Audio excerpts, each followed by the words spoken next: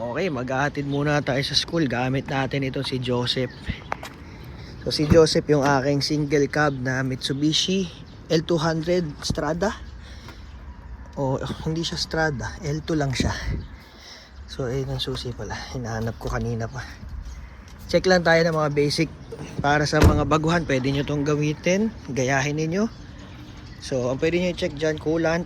Pinakamadali, nasa harap nyo na. Yan, puno dapat yan. Yung reserve, ganun din, i-check nyo din. Ayun, full. Langis, check nyo yung langis. Engine oil. Lahat lang ng fluid, nandyan lang yan sa bungad ninyo. Makikita nyo yan.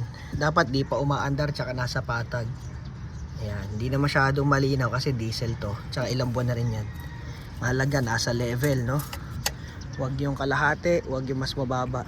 Tagal ko na hindi nabuksan pala to. Brake fluid, yan. Check din ninyo.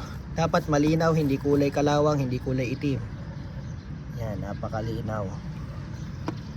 Pag kumulang yan, hindi ibig sabihin kailangan nyo dagdagan. Ibig sabihin nun, either may leak or, ako may basa. Either may leak o kaya naman manipis na yung brake pads. So wag nyo dadagdagan niya pag kulang. Silipin nyo maigi. Next, clutch fluid. Yan, may gabok pa oh. Dapat laging puno. Malinaw. Okay. Very good. So yan naman pwede nyo i-check. Power steering fluid. Yan. Tignan nyo lang kung nasa maximum. Kung medyo may bawas, tignan nyo lang kung may leak. Pa-check ninyo sa mga talyer kung hindi naman kayo mekaniko. O yun lang, windshield washer. Pwede nyo dagdagan every morning kung gumagamit kayo nyan. Yung fan. Ako kasi naka-electronic ako na fan.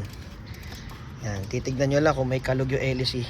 Pero brand new naman to. Wala pang 1 year yata yan. So all goods tayo. O yun lang, pwede nyo i-check. Basic lang naman po yan.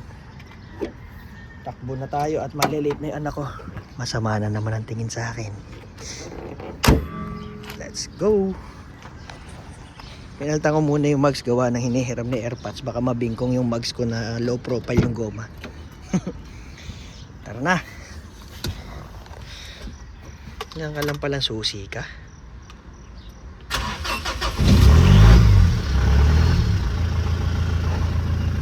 Walang RPM kasi ano lang ito eh. Base model lang ito.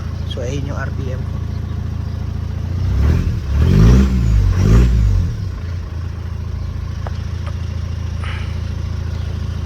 Painit muna konti, tas andar na tayo.